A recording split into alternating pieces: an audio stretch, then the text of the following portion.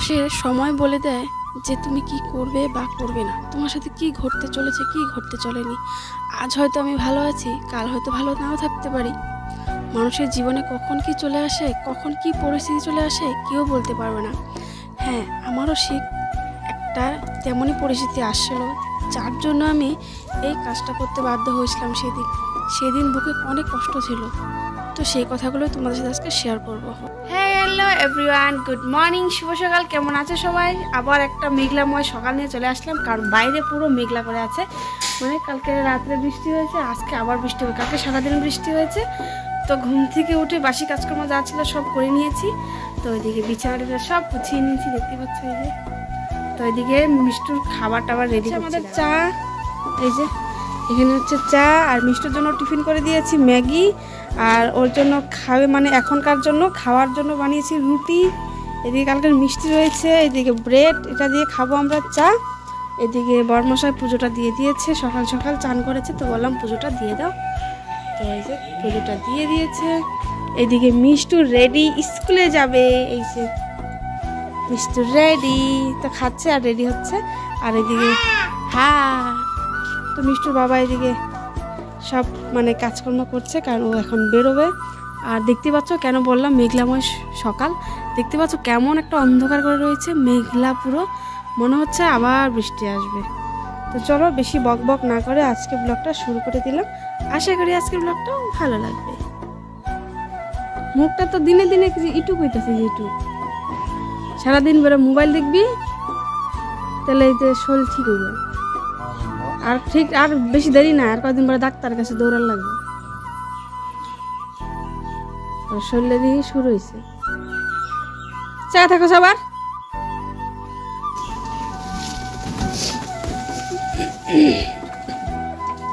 Tata মাম্মা।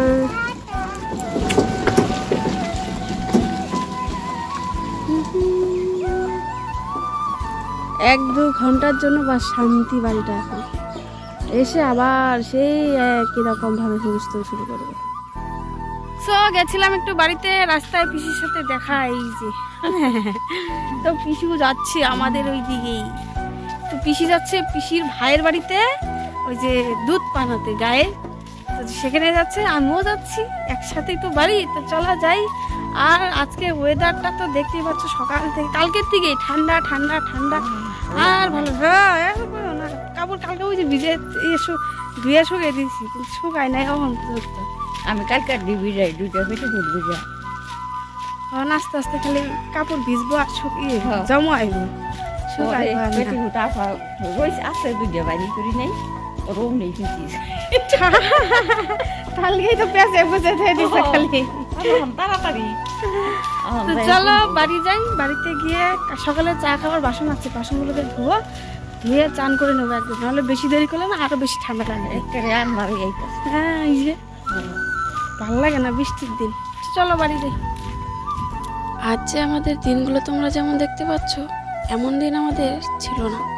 একটা সময় ছিল খুব কষ্টে কেটেছে আমাদের। হ্যাঁ, এখনো অভাব কষ্ট আছে, কিন্তু এর চেয়েও বেশি অভাব আর কষ্ট ছিল একদিন, যার জন্য সেই কাজটা করতেও বাধ্য হয়েছিলাম। হয়তো সেই কাজটা আমার যোগ্য ছিল না বলতেও ভুল, কাজ তো কাজই, যোগ্য আর অযোগ্য। মানুষ বিপদে পড়লে কত কিছুই না করে, তাই না? তো আমি পরিস্থিতির শিকার হয়ে সেই কাজটা করতে বাধ্য হয়েছিলাম। তো এমন দিন ছিল আমাদের যে 1 পোয়া মাছ যে কিনে খাবো সেই টাকাটাও আমাদের হাতে ছিল না। তখন মেয়েটা খুব ছোট ছিল, ওর খাবার দাবার, ছোট বাচ্চাদের খাবার তো জানোই কতটা দরকারি, কিন্তু সেই টাকাটাও ছিল না। সবটা দিয়েছে বাপের বাড়ির থেকে, কিন্তু তখন কেউ পাশে দাঁড়ায়নি। আকাশের যা অবস্থা, মানে কি বলবো। এটা হলো পরের দিন। তো পোলাওটা কি বলতো, পোলাওটা না কালকে ভিডিওতে বলেছিলাম তোমাদেরকে যে পোলাও রান্না করব, কিন্তু কি বলতো আমার বরটা বাজার আনতে এতটা লেট করেছে, যেহেতু আমি প্রতিদিনের ভিডিও প্রতিদিনই দেই, এত দেরি করেছে, আর পোলাওটা মানে রান্নাটা শেয়ার করেনি। তো আজকে পোলাওটা রান্না শেয়ার করব, তো তোমরা কিছু মনে করো না কেমন। তো দেখতে পাচ্ছ ওই যে বৃষ্টি আসছে, মনে হয় 1-2 ঘন্টা বৃষ্টি পড়লো, আর আকাশের কি অবস্থা। ভাবছি কাপড়গুলোকে তুলবো কি তুলবো না, আমার একটা ভাব করে আছি। মানে রান্নাটা বসিয়ে দিলেও আবার বৃষ্টি চলে আসে নাকি, আবার দেখছি রোদ উঠছে, আকাশটা আকাশটা তোমরা দেখো, জাস্ট আকাশটা কি পরিমাণে অন্ধকার। শুনু এসে গেছে আমাদের মিষ্টি। চলো চলো চলো, দাও দাও বালি দাও। ওলে বা আমার জন্য আনছো? চকলেট খাইতে না করছিলাম না? কি এগুলো তাহলে? যাও ঘরে যাও। এই এগুলো এগুলো এর নাম, এগুলো এর মুসি কেন? হ্যাঁ এগুলো এরকম মুসি কেন? এগুলো এরকম মুসি কেন? হ্যাঁ তোলা কেমন হইলো? তুমি গড়াগড়ি পারছো না? না এনেছো কি কি? কাজু কিশমিশ আর কিছু না? আর এই যে কি পরিমাণে অন্ধকার করে আছে আকাশ। খাওয়াও দিচ্ছে, মনে হচ্ছে কি বলতো কোনো দিকে বৃষ্টি হচ্ছে, তো এদিকে বৃষ্টি তো হচ্ছে না, জাস্ট ঘুরঘুর করছে। আর 2-3 ফোঁটা পড়েছে অবশ্য, পুরোপুরি বৃষ্টি পড়ছে না এখন পর্যন্ত।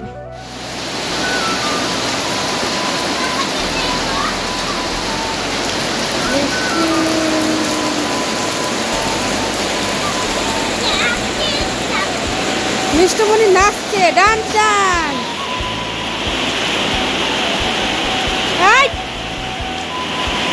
পিকনিক খাবি?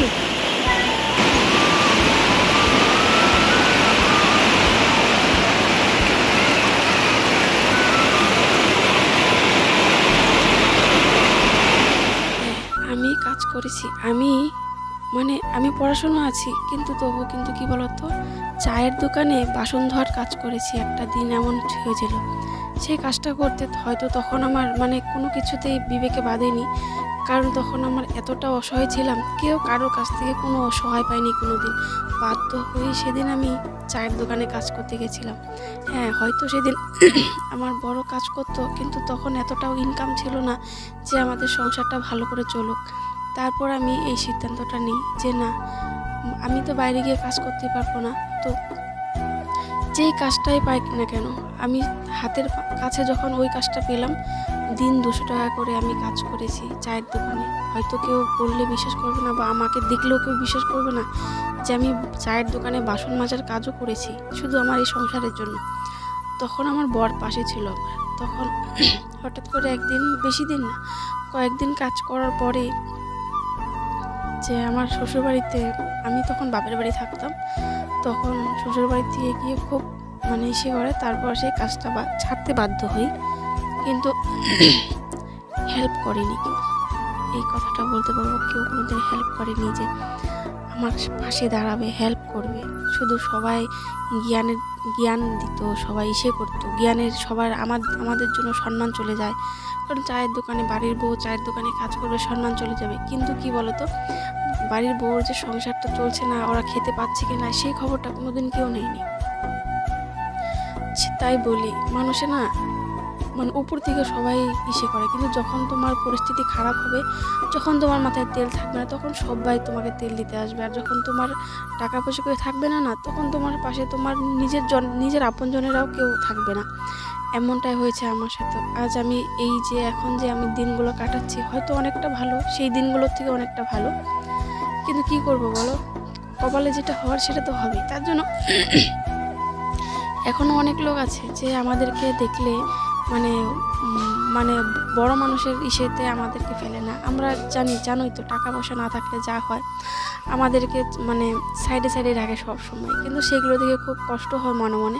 কষ্ট করেও কী করবো, বা কষ্ট করেও তো আর কিছু করতে পারবো না, তাই না? কারণ হাতে টাকা না থাকলে যা হয় আর কি। তো এমন অনেক কথা আছে যে তোমাদের সাথে শেয়ার করবো একটু একটু করে। এতদিন শেয়ার করিনি, এখন থেকে সবটাই শেয়ার করবো। তো সেদিন এটার জন্য বাধ্য হয়েছিলাম যে চায়ের দোকানে কাজ করার জন্য।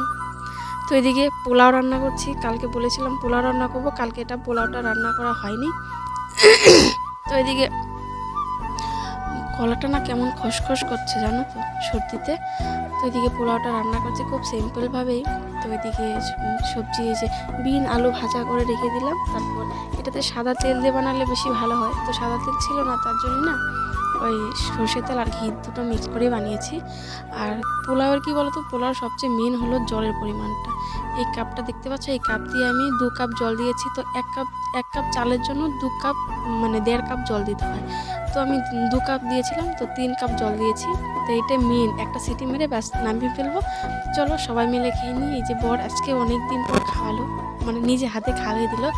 সত্যি কথা বলতে সারাদিনে যত কাজ করো যাই করো না কেন, দিনের শেষে না বরের সাথে বসে খাওয়া দাওয়া, সব ফ্যামিলির সাথে বসে খাওয়া দাওয়া একবারই খাওয়াই দেখ না কেন, কিন্তু মনে একটা শান্তি আসে।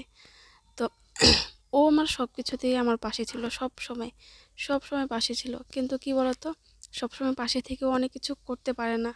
ওই যে বললাম না, পরিস্থিতির শিকার। হয়তো ভগবান আজকে যতটুকু দেখেছে ততটুকু ভালো, কিন্তু আগে থেকে একটু ভালো আছি, কিন্তু সেরকমভাবে এখনও ভালো হয়নি। সবটা বলতে পারি না, কিন্তু বলবো এখন থেকে সব কিছু তোমাদের সাথে শেয়ার করবো, আমার মনের কথা, আমার ফ্যামিলি ব্যাকগ্রাউন্ড, সব এভরিথিং। তোমরা কি শুনতে চাও? তোমরা যদি শুনতে চাও তাহলে প্লিজ আমাকে কমেন্ট করে জানাও, আমি তোমাদের সব কথা জানাবো।